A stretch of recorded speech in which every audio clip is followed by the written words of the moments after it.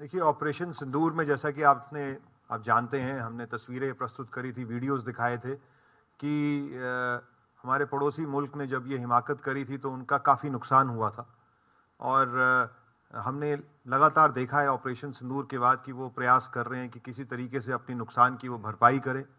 उनके बहुत सारे सर्वेलेंस इक्विपमेंट को हमने टारगेट किया था, उनके बंकर्स, उनके आउटपोस्ट, उनकी गाड़ियों को, उनके कई संसाधनों को हमने नुकसान पहुंचाया था।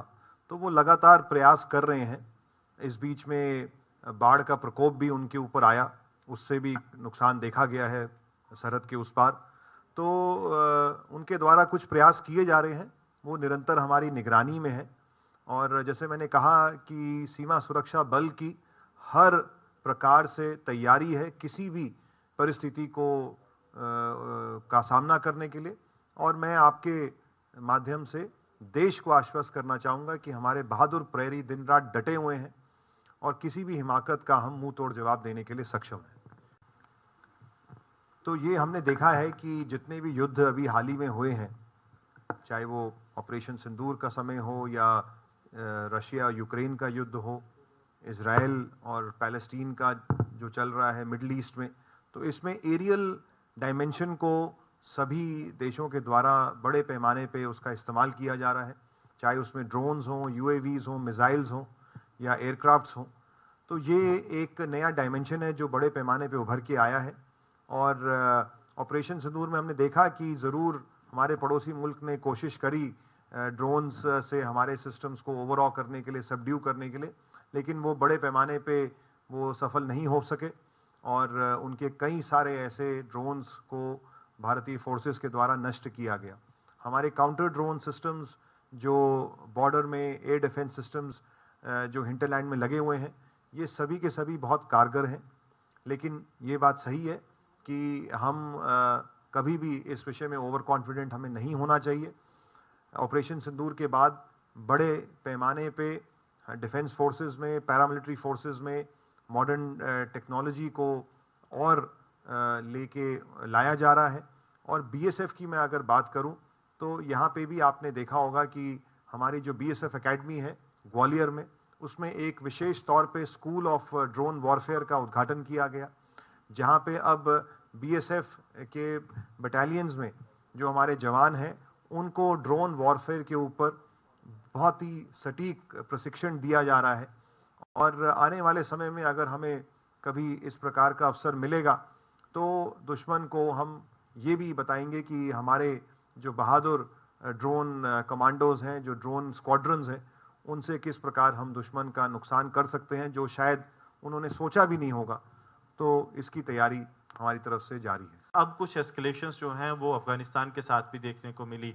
उस बीच कुछ ऐसी रिपोर्ट्स हैं कि सियालकोट और आसपास के इलाके में पाकिस्तान की एक अनयूजुअल मूवमेंट देखी गई है।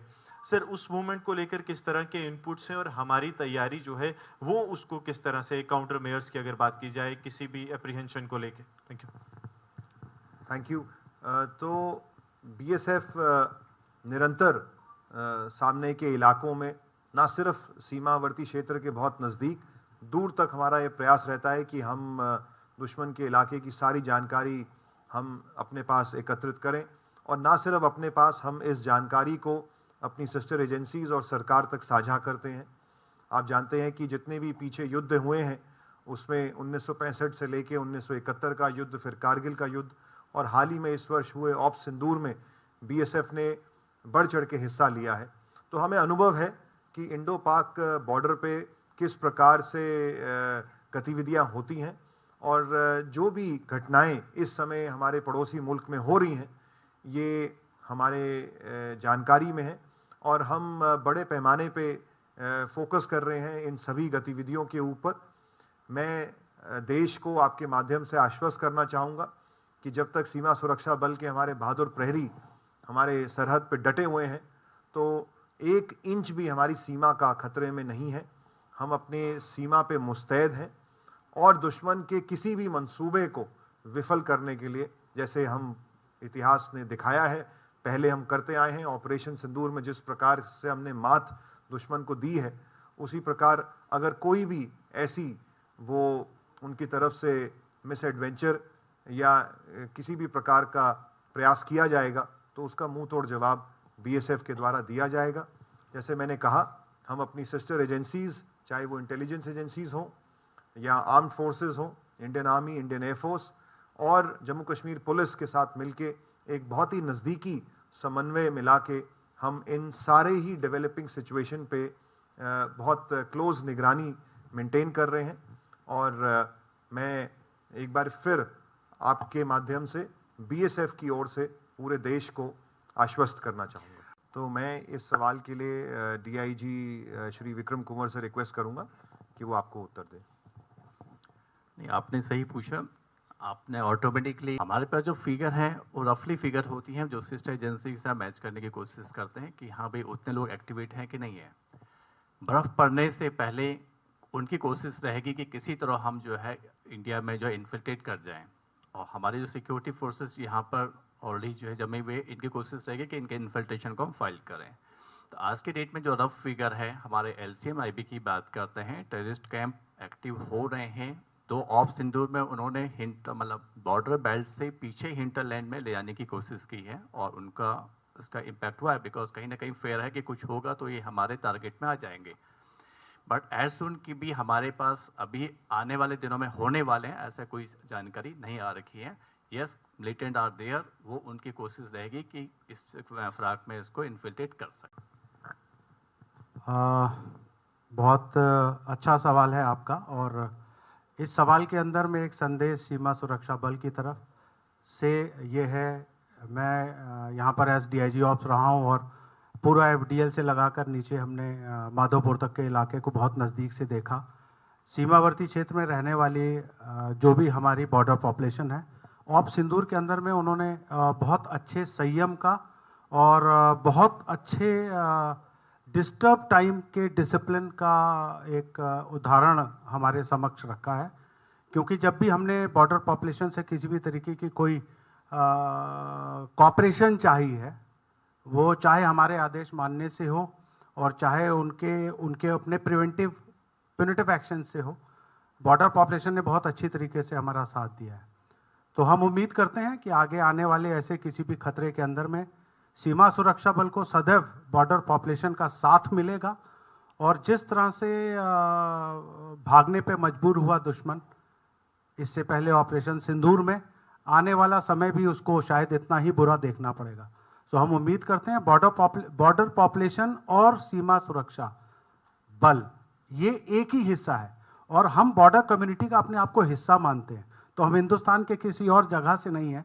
जब मैं यूपी से आकर यहाँ पर सर्व करता हूँ तो अपने आप को जम्मू के सीमा के लोगों के साथ जुड़ा हुआ महसूस करता हूँ। So we are the border community. धन्यवाद। आप चाहें तो क्वेश्चन रिपीट करा सकते हैं। आपने जिस तरीके से एक तरह से तुलनात्मक तरीके से आपने अपना सवाल को रखा है, मैं आपको भारतवर्ष के, हम एक वाइब्रेंट डेमोक्रेसी है और इसमें जो हमारा फोकस है और जो भी जिस तरीके से हमारी तैयारियां हैं उसमें जो हमारे भारत सरकार की तरफ से जिस तरीके से प्रायोरिटीज़ है, आपने महसूस किया होगा कि अभी जब भी हम सीमांत क्षेत्रों की बात करते हैं, सीमांत गांवों की बात करते हैं, तो हम उन्हें आखिरी गांव नहीं बोल करके उन्हें प्रथम गांव या प्रथम जो विलेजेज है उनके तरफ से कंसिडर करते हैं। तो आप समझ सकते हैं कि कितनी प्रायोरिटीज़ है हमारे सीमावर्ती क्षेत्रों को लेकर के। हम सब के लिए हमारी सरकार और सीमा सुरक्षा बल का विशेष तौर से नाता रहा है हमारे सीमावर्ती क्षेत्रों से, और विशेष तौर से उनके युवाओं से, क्योंकि सीमावर्ती क्षेत्र के युवा ही हमारी सीमा सुरक्षा बल की ताकत है और देश की ताकत है। तो इसलिए मैं वो जो एक वाइब्रेंट डेमोक्रेसी है उसमें हम गौरवान्वित महसूस करते हैं, और आपको आश्वस्त करता हूं कि हम इसमें एक पूरे विश्व पटल में एक अलग ही स्थान रखते हैं, और इसी के लिए भारतवर्ष जाना भी जाता है। धन्यवाद। सर, मैं